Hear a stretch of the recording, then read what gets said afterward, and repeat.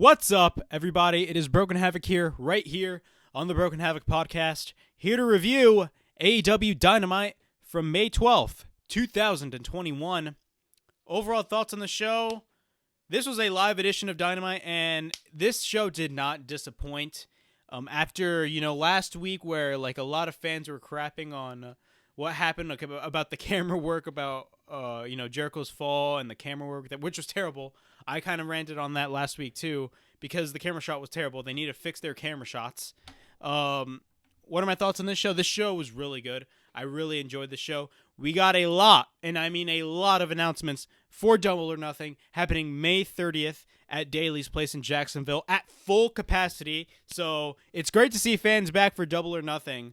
When it comes to AEW, I mean, their crowds are one of the highlights of the show. And they are an example of a really smart crowd, but at the same time, the crowd, whether the show is good or bad, the crowd will literally just be the highlight, one of the highlights of the show.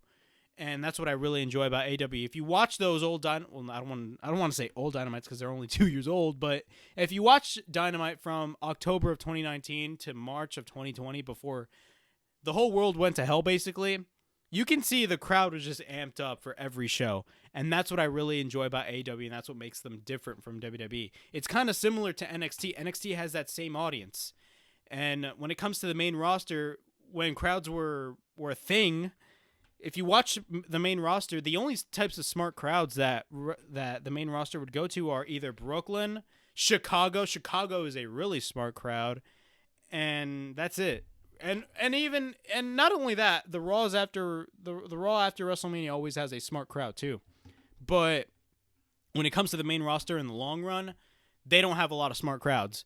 When it comes to NXT and AEW, each show they go to has a smart crowd, and that's what I really enjoy. And yeah, so Double or Nothing is going to be in full capacity, and I'm really excited. I cannot wait to see the crowd at Daly's Place. And we got a lot of matches announced for Double or Nothing, and we also got a new TNT Champion in Miro, aka Rusev. Now, I will talk about that match later on, but the show kicks off with Yuji Nagata versus Jon Moxley for the IWGP United States Heavyweight Championship. Of course, this Yuji Nagata coming from New Japan Pro Wrestling. This is a big deal, mainly because Tony Schiavone stated on commentary that this was the first time in, I believe, 23 years, he said, that he is wrestling on TNT, which Yuji Nagata used to wrestle for WCW. He had a run in WCW. But not only that, it's the first time the IWGP US title, let alone any New Japan title, is actually being defended in AEW's ring. So that's really awesome to see. Now, as soon as the show started, as soon as the show came on, I personally thought this was really cool. They kind of had that sports feel to it, where you had both side by side backstage prepping for their match. That's what I love to see in a wrestling show. Something like that. It kind of has that realism. And I feel like when it comes to New Japan standards, that's what you see. That's what you would see in a New Japan show. Because when it comes to New Japan, and look, I don't watch a lot of New Japan, but I know this for a fact. New Japan, when it comes to professional wrestling, they treat it as a sport instead of an entertainment show. Unlike, here in the United States, they treat wrestling like a sport. And that's what I really, respect about New Japan. And this is coming from somebody that doesn't watch a lot of New Japan. I would watch a couple matches there and there, but I'm not really the biggest New Japan watcher. But what I really enjoy about the stuff I've seen is that they treat it as a legit, sport. And that's what I really love. So Jon Moxley, after Yuji Nagata comes out, because he made the first entrance, Jon Moxley comes out to new music. His new music is called Wild Thing by the Trogs, which I've never heard before, by the way. But when it comes to Tony Khan spending money on music that would fit wrestlers' characters, that's something I respect and I really enjoy. Mainly because, with Jungle Boy, he bought the rights to Tarzan Boy. And with Orange Cassidy, of course, he came out with the song Where's My Mind, which I really love that song, by the way. It fits perfectly for Orange Cassidy. But right here, we're talking about Jon Moxley. It fits him. I'm not, it's going to take a while to get used to, but I don't know if he's going to be using this theme from going forward. But I had no problem with Jon Moxley's old AEW theme music. I really liked it. It fit his character really well. People say it was kind of similar to his Dean Ambrose theme in WWE, but it kind of had a little bit of a twist on it, and kind of had a more of a brutality feel to it when it came to his AEW music that he had. But yeah, the match starts. This was a really good match to start the show, by the way. I really loved this match. Yuji Nagata, of course, he's a veteran. Of course, he's in his early 50s. So this match started a little slow, but honestly, man, Nagata looked great. Nagata looked really good in this match. There was a lot of kicks, big boots, a lot of chops and kicks. Mostly kicks. I ain't gonna lie. There was a lot of kicks in this match by both competitors. There was a lot of back and forth. But the match starts. Both push each other. We get back and forth. Right hand shots. Then we get a kick and a big boot by Nagata. Both go outside the ring. He targets the eyes of Nagata. Moxley works on Nagata outside the ring. Both go back inside the ring. We get a clothesline in the corner by Moxley. He's in control over Nagata. We get an elbow drop in the cover and a cover by Nagata. We get a near fall. Kicks by Moxley on Nagata. Moxley goes to the top. Nagata catches him. Works on Moxley. We get a big boot in the corner by Nagata. We get an exploder by Nagata. We get a cover and a 2 count. Moxley ducks and we get a drop kick by Nagata. We get kicks on Moxley by Nagata. Both exchange forearms. We get a German suplex by Moxley. Then we get a devastating lariat by Moxley, which looked crazy. We get a cover and a 2 count. He tries to go for a powerbomb, but Nagata counters and drops Moxley. We get a kick in the corner by Nagata. We get an avalanche exploder by Nagata. We get a couple kicks by Nagata. We get a cover by Nagata, near fall. Moxley applies a sleeper hold on Nagata. Nagata covers into an arm breaker. Moxley gets his foot on the rope. Both exchange forearms again. We get a boot by Nagata. Then we get an enziguri by Nagata. We get a sliding lariat by Jon Moxley. We get a cover and a 2 count. Then we get a submission hold by Moxley. Nagata fights back. Both exchange again. Moxley hits the paradigm shift, which looked like a devastating paradigm shift. We get a cover and a 3 count. Jon Moxley retains the IWGP US Heavyweight title. What are my thoughts on this match? This match was really good. It kind of had that New Japan style, that strong style of wrestling implemented. Because when you watch AEW, I mean, New Japan is primarily strong style, but they will have other styles there as well. With AEW, I feel like you get the best of all different worlds. You get all different styles, and that's what I really enjoy about watching AEW's product, is that you get a lot of different styles. Now, granted, the style that they use the most is the high-risk, high-flying style. Like, every wrestler is using that now. Not every wrestler, I'm just over-exaggerating, but like a lot of wrestlers are just using a lot of high spots. But what I like about AEW is that you get the best of all different worlds. You get your high-flying, your technical mat wrestling, or your old school style wrestling. If you watch FTR, they are really old school. They wrestle old school, but they kind of have their own twist on it, in which they kind of wrestle old school, but at the same time, they really just implement a modern style to it, and that's what I really love about FTR wrestling. Of course, with this match with Nagata, we've seen things like Japanese style wrestling. Of course, you would see some strong style implemented on there, Lucha Libre. AEW uses a lot of different styles, and that's what I really enjoy about AEW. When it comes, if you watch a WWE show, I mean, when you watch NXT, you see a lot of different styles as well, because it's under different management. But if you watch main roster WWE, rarely you would see different styles, because keep in mind, WWE has their own specific style, and once you go to WWE, basically all your wrestling knowledge is, you can use it, but at the same time, they would try to quote-unquote enhance it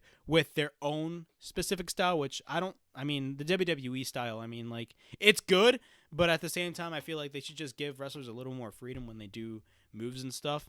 But I do understand, there can be risks involved in that, and I understand that too. But overall thoughts on this match, this is a really good match. Jon Moxley retains the IWGP United States Heavyweight title. Glad to see New Japan finally, get that rub, and really, I don't want to say rub, because they do really good business, but like they, finally, we get to see a New Japan match on national television on TNT, which is really awesome. I mean, they used to be on Access TV, but ever since Anthem purchased Access TV, New Japan just left Access TV for it, and Impact just went on Access TV. So, and New Japan right now is on Roku, but I honestly do believe that New Japan should go on a larger station, because I do believe New Japan deserves to be on national television. I feel like there is an audience for New Japan. Now, granted, I'm not the biggest New Japan watcher, as I stated earlier, but there is an audience for New Japan, and New Japan really it's a different way of how pro wrestling is perceived, and it's a good thing, because I feel like we need a lot of things that are different in wrestling. AEW, in my opinion, is different than the WWE, because number one, wins and losses matter. The undercard, I mean, the main events matter, but like the undercard matters a little bit more, and they put a little more emphasis on the main event, unlike in WWE, where if you watch like a pay-per-view, the undercard is not really that great, and it's like all focuses on the main event. There would rarely be like an undercard match in WWE that would be really good, but usually WWE does not put a lot of emphasis when it comes to like their undercard. They usually focus a lot on the main events. When it comes to AEW, they really put a lot of focus on the undercard because they want every match to matter. That's what made NXT really good. Every match mattered. When you would watch a takeover, every match mattered. And like literally their takeover shows, they would have like 4 matches to like cover like a 2 hour or 3 hour show. And literally those matches were really good. They told a really good story. Not only that, I mean, the commentary was great. The crowd was always amped up, and it just mattered. It had more build and more emphasis put on it, and that's what I really enjoyed about NXT, and that's what I think AEW is doing really well. Now, granted, they do have some flaws. Of course, AEW has some flaws, but I'll get back to that later. We get the Inner Circle backstage consisting of Ortiz, Sammy Guevara, and Jake Hager. Ortiz talks about how MJF showed his true colors by throwing Jericho off the cage. Talks about how Santana got arrested because of MJF, which is crazy. That's crazy. Of course, in kayfabe, of course. He didn't actually get arrested, but that was in kayfabe. Jake Hager talks about how they actually won the Blood and Guts match because they were the ones that, like, basically annihilated the Pinnacle, especially near the end of that match when Jericho and MJF went at the top. Literally, the Inner Circle inside those 2 rings were just dominating the entire match. Sammy Guevara basically talks about how they will change tonight's segment to the funeral of the Pinnacle, and as long as both factions are in the same promotion, they will never stop fighting. Holy crap. So this feud is still going to go on. I would assume that.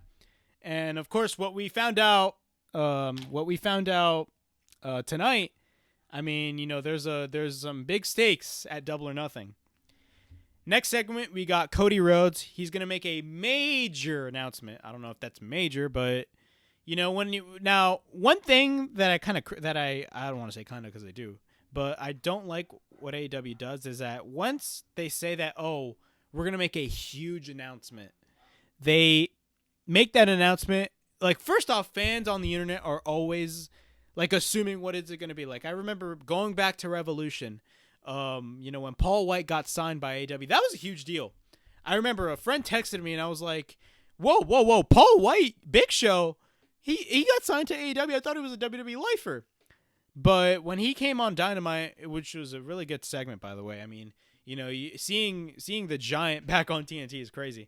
But, when he said that there's going to be a major signing in AEW, and it's going to be announced at Revolution, everybody on the internet was either A, assuming if it was Brock Lesnar, or B, it was going to be CM Punk.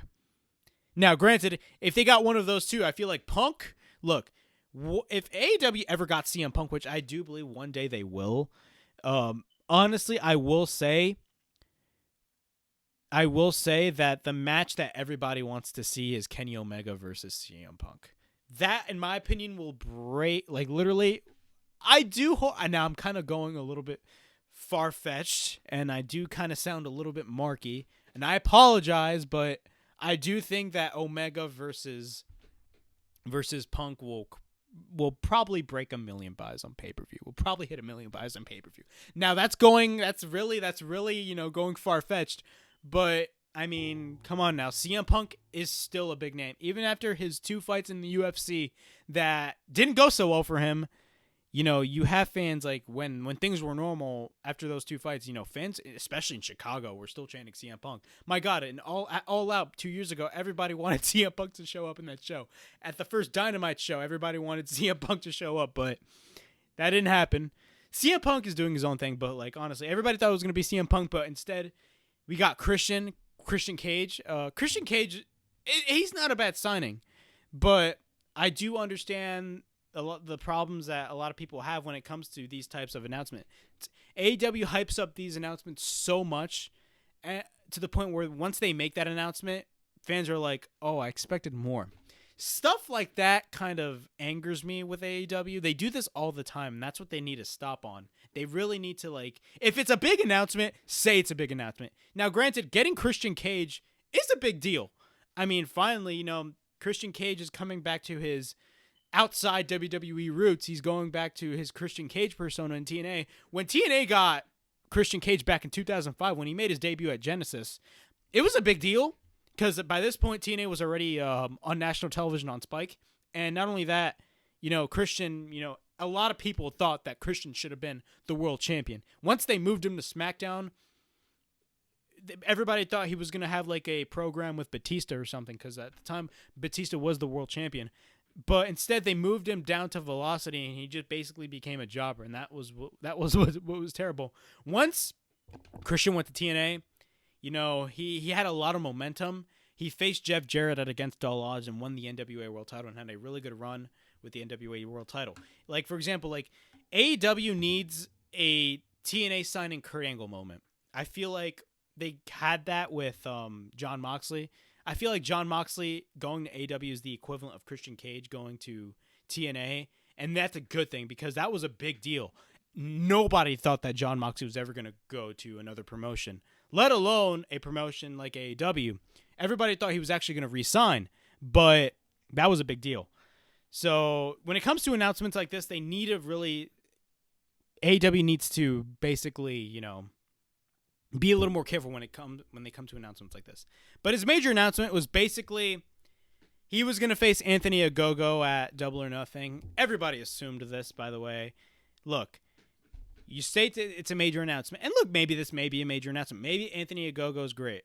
I heard he did wrestle one match. I believe it was on Dark, but I don't watch Dark because, first off, it's just too much wrestling that, it's just too much content to consume. But I will watch the match. Everybody's going to be watching Anthony Ogogo versus Cody Rhodes. And look, if he's great, that's awesome. But everybody expected a bigger announcement. You know what I mean? That's what I said. But granted, I'm not going to lie, though. Cody Rhodes did cut a really good promo. He cut a really, really, really, really, really, really, really, really good promo. Always. Cody Rhodes brings emotion to his promos, and that's what I really like about Cody Rhodes. He always brings emotion to his promos. He's cutting those promos from the heart, and that's what I really enjoy about Cody Rhodes. He states that he's not going to come in as the American Nightmare. He's going to come in as the American Dream, paying homage, of course, to the late, great Dusty Rhodes. So they're doing this whole America versus, outsiders kind of feud, kind of like what, WWE does with, John Cena and Rusev and stuff. They're going that route. Now, who do I think will go over? I mean, Cody Rhodes, a lot of people think that he always puts himself over. And, rightfully so. I mean, it's not like he's not a Kevin Nash who would literally just book himself to win titles where nobody just wanted him to win the title and stuff. Or or Jeff Jarrett in TNA where he, people always assume that he started his own promotion just to be the NWA World Champion. I don't think that's the case with Cody Rhodes, because with Cody Rhodes, you could see that Cody Rhodes is really over and the fans enjoy what Cody Rhodes does. Not only that, if you watch AEW from these past 2 years when Dynamite first started, Cody Rhodes was putting over a lot of young guys, and that's what they should do. A lot of people crap on AEW now mainly because the Bucks are the tag team champions and Omega's the world champion. You got to realize the Young Bucks were on a losing streak. My God, this was the same tag team that lost to Private Party in the first round of the AEW Tag Team Title Tournament. It goes to show you how much they care about the young talent. But yeah, we got Cody Rhodes versus Anthony Ogogo at Double or Nothing. Am I excited? Yeah, pretty much. I mean, it's not the greatest match in the world. I expected a bigger announcement, but hey, it is what it is. Next match, which I do think was a really, really good match. The Young Bucks, Matt and Nick Jackson, the AEW World Tag Team Champions, versus SCU for the AEW Tag Team titles. Now, high stakes are involved in this match. If SCU loses, they must split up forever. awesome stakes in this match. I wouldn't want to say awesome, but it makes the match interesting, and the story is much more greater once you add a stake like that. And that's what I really love about these types of matches. You really you are just invested in watching a match like this. Because SCU, Christopher Daniels and Kazarian have been a tag team forever. These guys traveled the world together back in the days of TNA. # bad influence. I hope you guys understood that. I know you guys did, though. I'm just kidding. But, so overall thoughts on the match. This match was really good. I legit enjoyed this match. Daniels was bleeding. Christopher Daniels was bleeding through, especially near the end of the match. From the middle to the end of the match, he started to bleed. But there was a lot of high spots in this match, of course. The Young Bucks doing typical Young Bucks things, which I really enjoy. The Young Bucks, in my opinion, are the best tag team in the world. I don't care what anybody says. The Young Bucks are the best tag team in the world. Period. They are. That's why they're the tag team champions. But yeah, Kazarian and Nick Jackson start. Both lock up. We get a slap in the back of the head by Kazarian on Nick Jackson. Nick Jackson slaps Kazarian back. We get a fired up Kazarian beginning to work on Nick Jackson. He tags in Daniels. We get a double team maneuver by SCU on Nick Jackson. We get a tag by Kazarian. We get an elbow drop by Daniels. A leg drop by Kazarian. Tags Daniels. Kicks on Daniels. We get a jumping stop by Kazarian. Daniels works on Nick Jackson. Nick sends Daniels to the outside. Matt Jackson tags in. He goes to the middle rope and kicks Daniels. We get a power bomb. Basically what happens is Matt Jackson power bombs Daniels on the apron, which looked brutal. We get a slingshot on Daniels by Matt, followed by an enziguri on the ropes by Nick Jackson. Matt is working on Daniels. Nick Jackson tags in. We get a double team by SCU on Nick Jackson. Cover and a near fall. We get a celebrity rehab by SCU on Matt Jackson. Daniel tries to go for the BME, but Matt takes him out. We get a kick by Matt Jackson on Kazarian in the corner. Kicks Daniels. Faceplant on Kazarian by Nick Jackson. Super kicks Daniels outside the ring and causes him to bleed. So by this point, Daniels, in JR's words, has been busted open by God. We get a cover by Kazarian out of nowhere on Nick Jackson. We get a cover and a close near fall. We get a high kick by Nick Jackson. Matt tags in. We get a buckle bomb on Kazarian, followed by a kick by Nick Jackson. We get a roll up by Kazarian. Matt hits Kazarian from the top, but Kazarian manages to roll up both Bucks for the 2 count for the pinfall attempt, but it was a 2 count. He ends up rolls up Matt. We get a 2 count. The Good Brothers try to interfere to distract the referee. I swear to God, this happened. We get a Styles clash by Kazarian. #AJ Styles, right? TNA. We got a Styles clash by Kazarian, which I honestly dug that. I dug that spot. That was really cool. We get a cover and a 2 count when Nick comes in. We get a cutter counter by Nick and a super kick by Matt. We get a knee strike by Nick. We get a cover and a near fall when Daniels comes in. We get an Angel's Wings on Nick Jackson. We get a spear by Matt Jackson. We get a super kick avoided by Daniels. Tries to go for the Angel's Wings, but Matt escapes. Matt is just basically being sadistic during this match. Now, granted, I actually forgot to mention this spot. Basically, near the end of the match, because if you want to know how bloodied, just busted open or just bladed or bloodied up that Christopher Daniels was in this match, just literally watch the spot where he tries to go for the BME. Best moonsault ever. He tries to go for the BME. Basically, he slips. I believe it was on the middle rope. He goes again and actually eventually hits it. I believe he eventually hits it. I forgot to put that on my notes, and then I rewatched the match, and I was like, oh my God, I didn't even add this match. Because there's a lot of stuff going on while I was writing, and I was like, oh man, there's a lot of... If you miss a couple moves on a match like this, you must be doing something right because you're invested in that match. And I'm like, bro, what the hell is going on? There's a lot of crazy stuff going on, but Matt Jackson at this point is being sadistic. He pulls a Shawn Michaels from WrestleMania 24. He literally goes, I'm sorry, I love you. And super kicks Daniels. We get a cover, but we get a 2 count. So we get a near fall. And during this match, I swear to God, this thing happened. I got on my television at least, while I was watching live on TNT, I got a stupid Sesame Street amusement park or park ad during the match. And it was not even during commercial break. It was literally just it was just that one ad that happened in the middle of the match. And literally I come back and then all of a sudden we get We get Matt Jackson cold spraying on Daniels. He spikes Daniels, and we get a cover, but we get a 2 count. Then we get a BTE trigger by both Bucks on Christopher Daniels. The Young Bucks retain the AEW World Tag Team titles, and SCU is split up. What are my thoughts on this match? This match was amazing. Best match of the night. Honestly, this was the 2 best matches of the night were Miro. Miro and Darby Allin was great, but if you compare it to like a match between Yuji Nagata and Jon Moxley and this match, this match is the best match of the show, in my opinion. The best match of the night was SCU versus the Young Bucks. Such an awesome match. The stakes were so high in this match.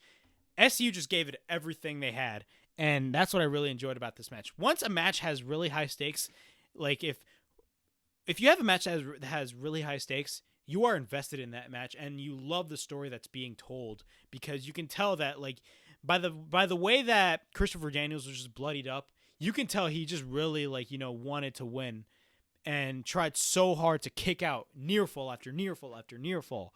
This match was awesome. I really loved this match. Right after the match, we go backstage and literally we get Eddie Kingston and Jon Moxley backstage trashing the Elite's locker room.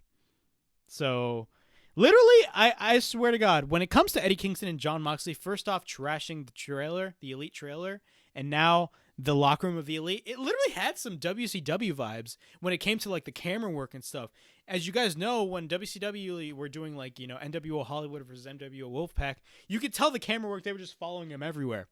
What I love about AEW is that they do camera work like that, and that's what I love in wrestling. I love camera work like that.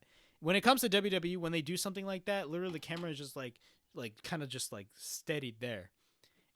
Or like when somebody's just like attacking somebody, they just kind of just shake the camera constantly. When it comes to WWE, when it comes to AEW, they kind of have that smooth movement when it comes to camera work, and that's what I really enjoy. All right, we get Christian Cage backstage. He talks about Taz, says that Taz is not gonna back up the things that he says, but Christian can. Says that he will be waiting for any member of Team Taz. He talks about the Casino Battle Royal. So yes, Christian Cage is going to be part of the Casino Battle Royal, which is going to be great. Is he going to win? I don't know. Matt Sydal later interferes. Well, I don't want to say interfere, but interrupts. He comes in and says that he will face Christian next week on Dynamite. So, hey, we got a match between Matt Sydal and Christian Cage. That's going to be a great match. Now, next match, we got PAC versus Orange Cassidy in an eliminator match. So this match was announced last week, right before Blood and Guts happened. And literally, you had Kenny Omega just, I don't want to say bury, but verbally just buried the hell out of Orange Cassidy. And Orange Cassidy didn't do anything. And a lot of people assumed that Orange Cassidy was going to face Kenny Omega one-on-one at Double or Nothing. My thoughts on that match is that match would be great, but I feel like in front of if this is the first time that you're going to have a full capacity AEW crowd, and that's going to be your main event for the AEW World title. Nothing against Orange Cassidy. I really enjoy Orange Cassidy. He is awesome, and he is a pro wrestler. I don't care if you're a wrestling historian that says that Orange Cassidy is not a pro wrestler. To all those people, no, he is a pro wrestler because he proves it. Orange Cassidy is a pro wrestler, and literally he's damn good at doing it. But yeah, we get PAC versus Orange Cassidy. So in the beginning of the match, literally Orange Cassidy does what Orange Cassidy usually does, and he just puts the glasses on PAC. PAC takes the glasses off and literally just crushes them. Then all of a sudden we get a beach break out of nowhere by Cassidy on PAC, which was crazy. We get a cover and a near fall. We get a Tompe Suicida, or a suicide dive, by PAC outside the ring. He sends PAC to the guardrail. PAC fights back. Orange again sends PAC to the guardrail. Cassidy again sends PAC, but this time over the guardrail. So constantly there was just repeated, Orange Cassidy was just sending Cassidy to, Orange Cassidy was basically sending PAC over the guardrail, and then it was vice versa constantly.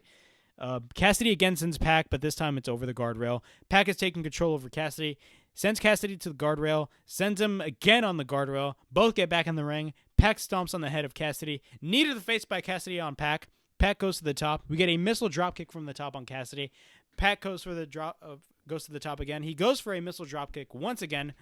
Then literally he goes up top again and goes for a third missile dropkick, but this time on the back of Orange Cassidy. We get a cover and a near fall. PAC goes to the top. Cassidy rolls away as usual. He stomps on Cassidy.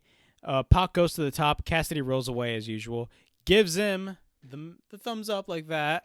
Like, as soon as Pac, look, Orange was on the apron, and literally Pac was on top of the top turnbuckle, and literally you just had Orange go like that. Typical Orange Cassidy fashion. We get a counter by Cassidy, but Pac gets sent to the turnbuckle. We get a roll-up by Cassidy and a 2 count. We get a thrust kick by Pac. We get a powerbomb by Pac and a cover and a near fall. Literally, this match got mad intense right out the gate, like right near the end of the match, before Kenny Omega eventually interfered. This match started getting tense. Cassidy's on the outside. Cassidy comes back inside the ring. We get a cover by Pac and a near fall. Pac continues to work on Cassidy. Don Callis comes in. He says he wants a winner. Omega hits Pac from behind with the AEW World title.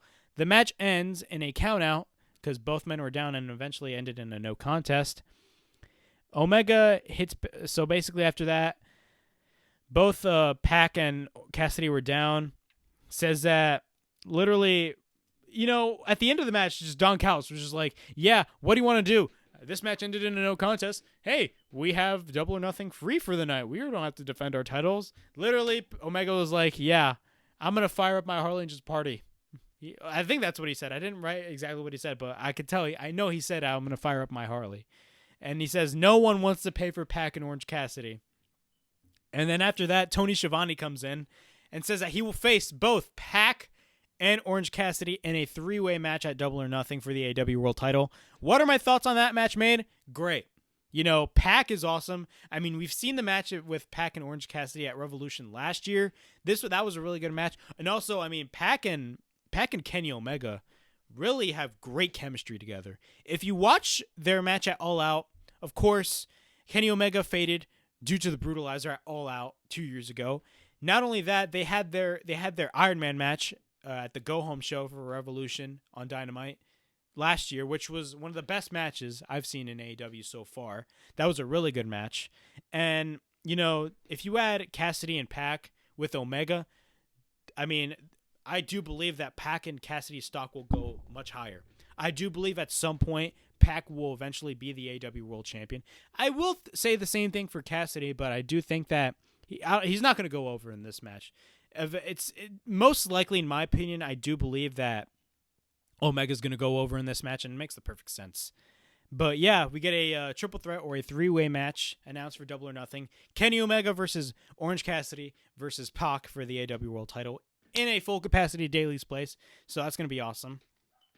The Bucks and the Good Brothers are backstage, and they are angry about about how their locker room is just messed up due to Moxley and Kingston. He talks about how they retired SCU.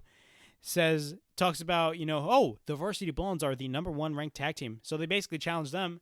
And they also challenged Kingston and Moxley at Double or Nothing. Now, the match is not confirmed, but most likely that match is going to happen. So most likely we're going to be getting the Young Bucks versus Eddie Kingston and Jon Moxley for the AEW World titles at Double or Nothing. What are my thoughts?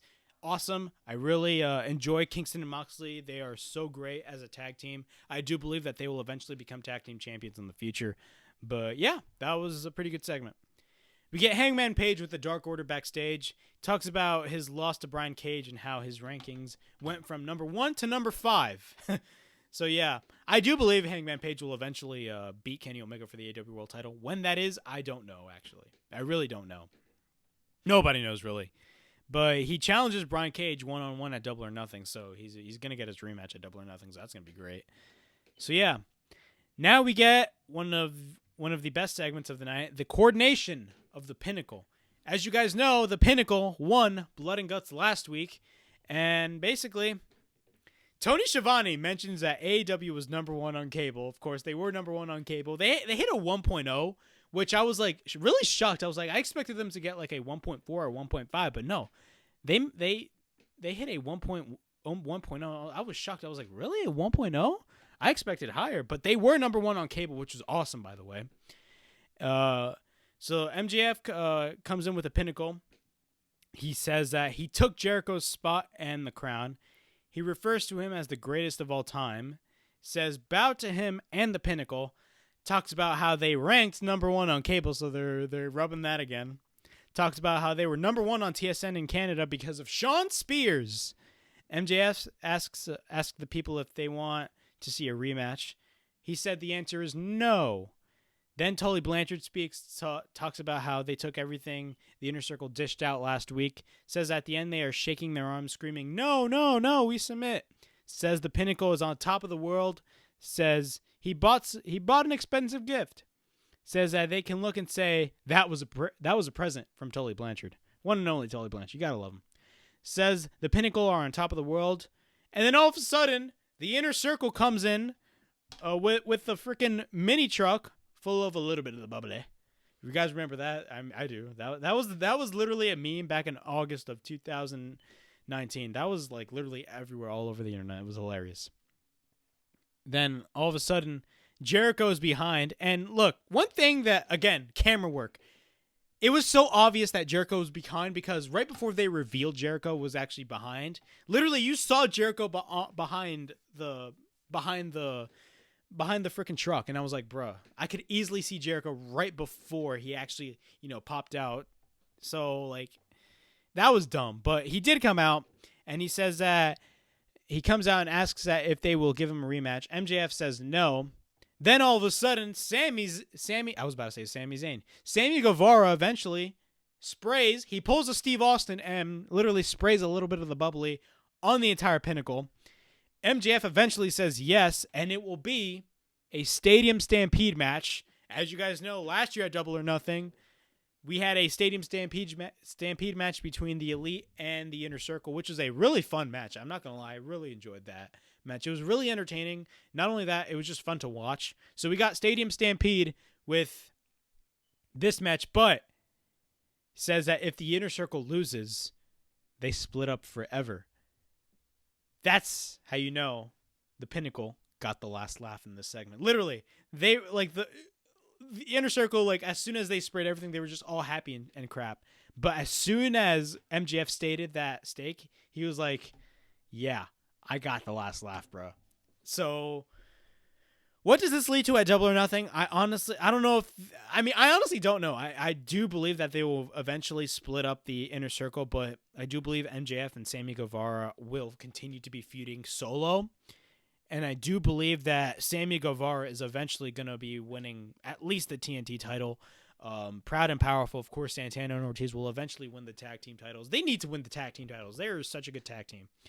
And, Jericho is going to be off doing, I believe, Fozzy stuff.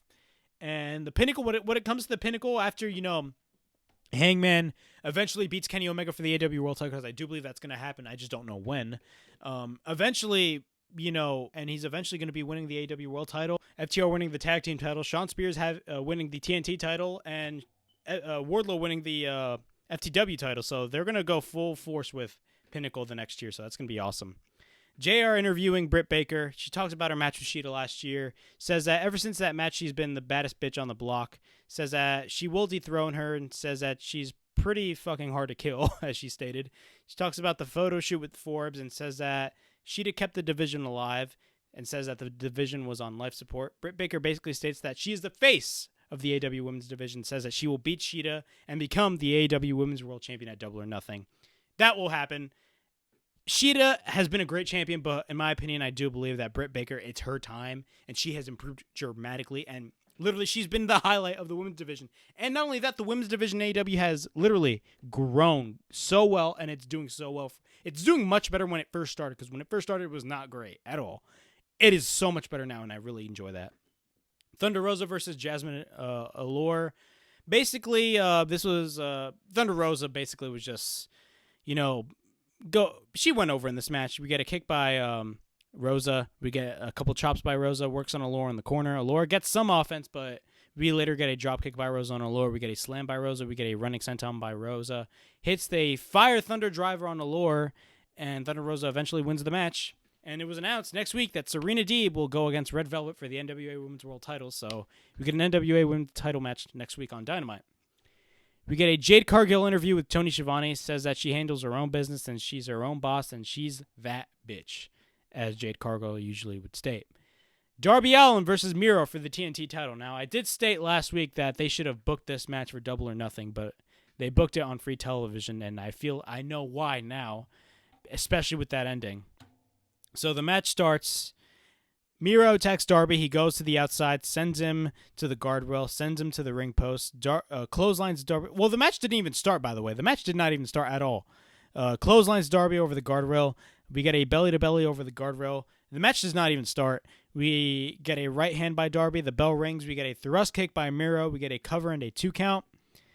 Celebrates the match, but does not, it did not even end. So the match by this point already started. Darby kicks a shotgun dropkick on Miro on the outside. Miro grabs Darby. Darby escapes and sends him to the ring post. We get a suicide dive by Darby Allin on Miro. We get a coffin drop in the outside, but Miro catches Darby to hit a release German suplex on Darby Allin. He continues to work on Darby. Sting gets attacked by both Scorpio Sky and Ethan Page. Scorpio Sky basically attacks him from behind. Darby Allin fights back, but isn't enough to put Miro down. Miro is just annihilating Darby Allin at this point. Miro plants Darby in a devastating way. Miro applies a waistlock. Darby gets his hand on the bottom rope. He continues to apply the waistlock. Darby escapes later on and applies a sleeper hold. He's about to fade. Miro is basically about to fade. Miro gets his hand on the bottom rope. Miro goes to the outside and Darby applies a sleeper in the outside. He grabs the TNT title. The referee takes the belt away. Miro runs in the front of the stage outside the ring. Miro takes Darby back inside the ring. Miro works on Darby. Then Darby at this point, this is an awesome shot. He fist pumps Sting, so that was awesome. Goes to show you the respect those two guys have for each other. Darby slaps Miro after that. He pushes Darby in the corner. We get a stunner by Miro. We get an inside cradle by Darby, but we get a 2 count. Miro catches Darby. Darby counters into a stunner. Darby goes to the top. Miro catches Darby from the coffin drop and hits a devastating German suplex. We get a Canadian Destroyer by Darby Allin. We get a 2 count. You know me. I love the Canadian Destroyer. It's such a badass move. We get a 2 count. Miro applies a sleeper hold. Darby Allin fades. Miro wins the match, and he is the new TNT Champion. What are my thoughts on this match? I love how Darby Allin got a lot of offense in this match, but everybody knew Miro was going over in this match. Again, I would have booked this match for Double or Nothing. I would have had Darby Allin just go over a lot of guys that deserve the opportunity and literally just have the rest of his run before Double or Nothing with the TNT title, but eventually that did not happen. I understand why now Miro went up against Darby tonight on Dynamite. It's because of this ending. Basically, Lance Archer comes in after Miro wins the title and eventually just faces off with Miro, and we're most likely going to be getting Miro versus Lance Archer at Double or Nothing, which I'm not mad about. I think that would be a great match. But at the end of the day, I still would have thought that Miro and Darby Allin should have happened at Double or Nothing. But at the end of the day, if that match still happened at Double or Nothing, I would have had this exact ending, and Miro would have gone over if it happened at Double or Nothing. But Miro instead was wrestling Darby Allin tonight, and he won the TNT Championship. Finally, Miro wins a title in AEW. Oh my God! Ever since Miro came into AEW, he was literally. When they brought him in, they just partnered him up with Kip Sabian and Penelope Ford. That's the best you can do with Miro, bro. I feel like what they're gonna do now is they're gonna give him the U.S. title treatment as what they did back in 2014, 2015, where basically he's just having this dominating run with the TNT title as he did with the U.S. title back in 2015 and 2014, and I feel like it's gonna go there, but. Yeah, overall, I thought the show was really good. The best match of the night was, of course, the tag team title match with SCU and the Young Bucks. We got a lot of announcements made by AEW for Double or Nothing. So the card for Double or Nothing so far is going to be the AEW World title match between Kenny Omega, PAC, and Orange Cassidy. So it's going to be a 3-way. We get Hikaru Shida versus Britt Baker, which we all know. Britt Baker's going to win that match for the AEW Women's World title. We get the Casino Battle Royal. So, of course, the two men that are involved in this match are Christian Cage and Matt Sydal, and Hangman Page versus Brian Cage, and Cody Rhodes versus Anthony Ogogo. Now, they did, quote-unquote, tease, that Young Bucks were going to go up against Eddie Kingston and Jon Moxley. They didn't confirm that, but most likely that match is going to happen. So, we got a lot of information on Double or Nothing on this show, and that's really good. So, yeah, I do believe that Double or Nothing will be an awesome show. It's going to be better than Revolution. Revolution was not a bad show. It's just everybody remembers that ending. But I do believe this show is going to be great. It's going to be awesome seeing a full capacity crowd for AEW especially, and it's just going to be so awesome just to see, what plays out in this pay-per-view. But yeah, overall thoughts on this show. This was an awesome show. I really enjoyed the show. I was really invested in the show. The wrestling mattered in the show. That's what I really love about AEW. a lot of the matches that they put on Dynamite matter. Unlike WWE, where they just book rematch after rematch after rematch after rematch, and like one match will matter. You know what I mean? They can't do that. You have to have every match to matter on the television show. But yeah, overall thoughts on the show. This is an awesome show. Keep on the lookout. Tomorrow I will be uploading my WrestleMania Backlash predictions because we do got a pay-per-view on Sunday. WrestleMania Backlash, or I'm just going to call it Backlash, whatever. We got my predictions for that. It's going to be in a different form, the video, so keep on the lookout for that. My SmackDown review is going to be on Saturday, and of course we got WrestleMania Backlash on Sunday, and my review will be uploaded on Monday. So keep on the lookout for those videos, and overall thoughts on AEW. Awesome show. Great show. Please like, subscribe, comment down below, push that notifications, and subscribe. This is Broken Havoc with the Broken Havoc Podcast. Signing out.